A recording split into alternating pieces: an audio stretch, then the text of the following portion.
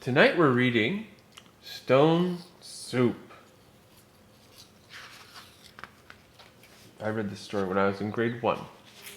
Well, my teacher did. Stone Soup.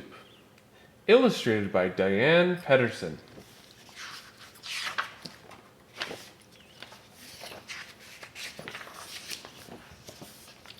Long, long ago, in a faraway land, some soldiers were marching home from war.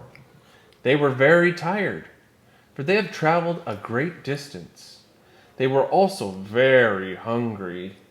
The soldiers would have welcomed even a small bowl of soup. But how could they make soup? They had nothing to put in a pot, except the stones they found on the road. And who ever heard of stone soup? See all the stones? Yeah. Mm-hmm.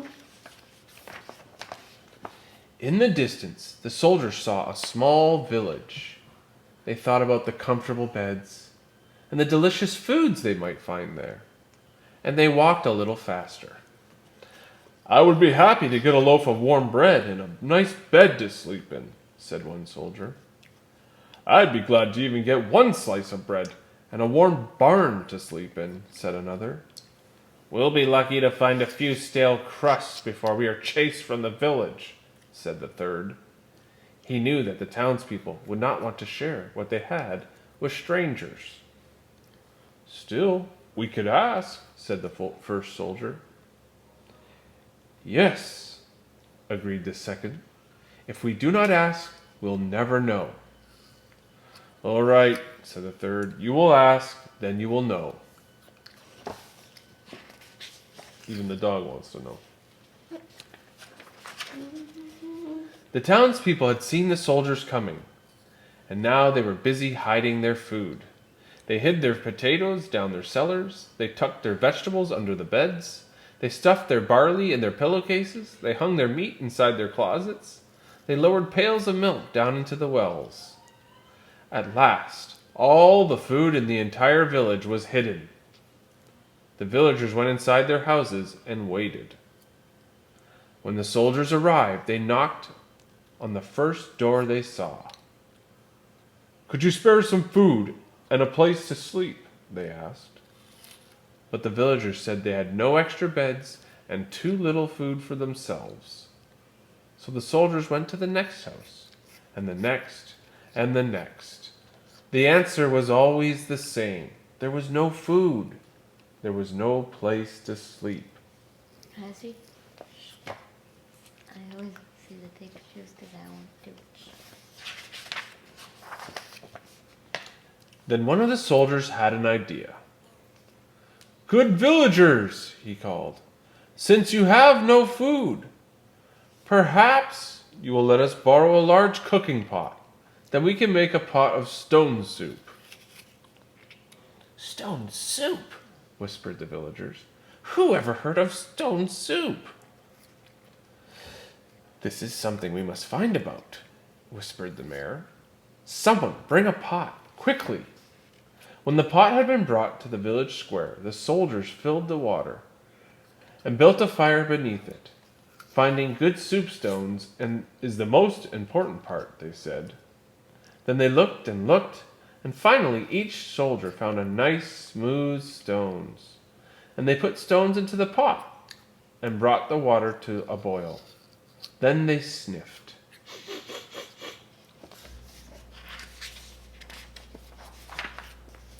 "Something is missing," said the first soldier.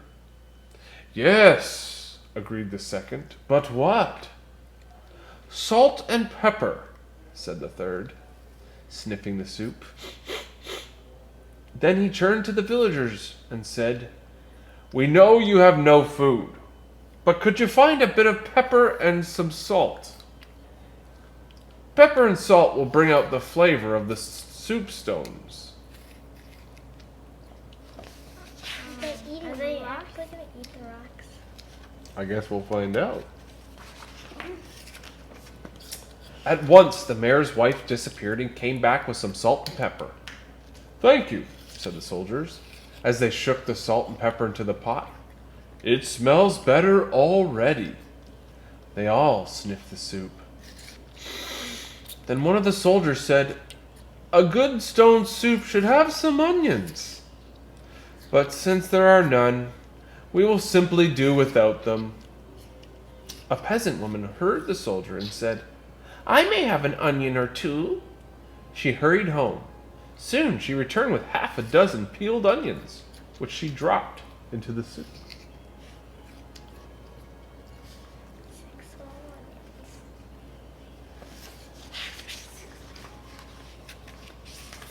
"This will be a good stone soup," said the soldiers.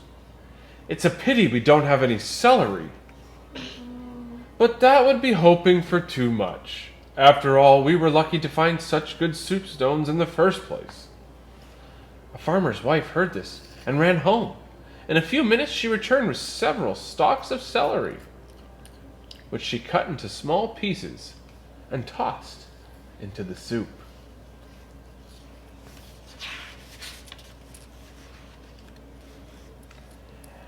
After a while, the first soldier said, "Something is lacking."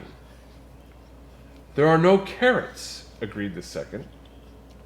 "But there's no sense in asking for something that no one has," added the third. Then a peasant said, "Carrots? I might just have 1 or 2 carrots at home," and ran off and got them.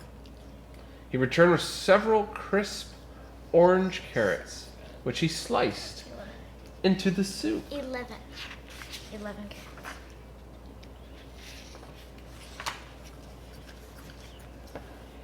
"The stones are cooking nicely," remarked the soldiers. "Just smell the soup. Too bad we don't have a few potatoes. But why wish for something you can't get?" A farmer overheard this and hurried away. He was soon back with an armful of potatoes. The soldiers peeled them and tossed them into the soup.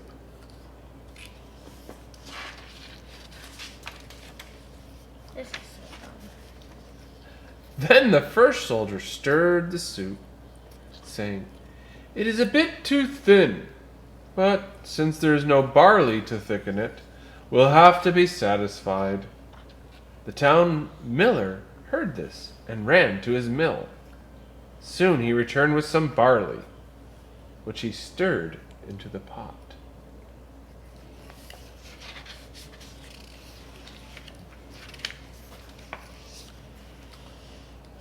"A perfect stone soup," said the first soldier.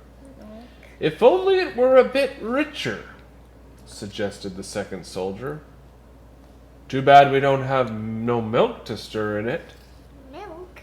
And before long, someone had brought him a bucket of milk for the soup. The third soldier said, "With a bit of meat, it would be just like the soup we made for the king last month. But since there's no meat, we must be content with what we have." They're cheating. The villagers buzzed with excitement. The soldiers had dined with the king. The townspeople ran to their houses and came back with big chunks of meat, They lied. which they put into the soup. When at last the stone soup was ready, the soldiers tasted it. "It is thick," said the first. "It is rich," said the second. "It is fit for a king," said the third.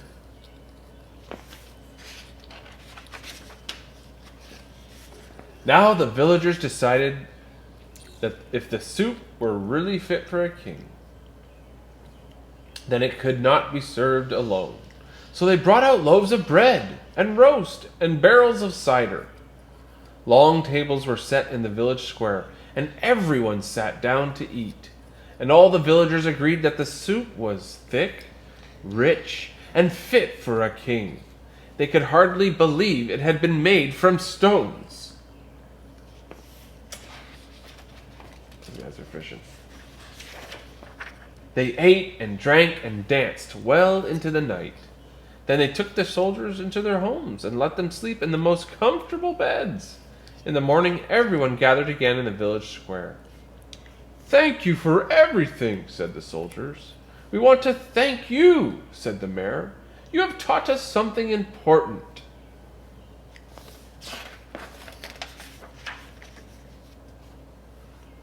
"Goodbye," called the soldiers as they headed down the road. "Goodbye," called the mayor. "Imagine," whispered the townspeople.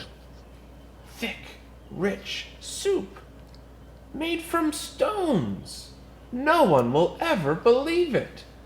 After all, who ever heard of stone soup?" The end. Say goodnight to the folks on the...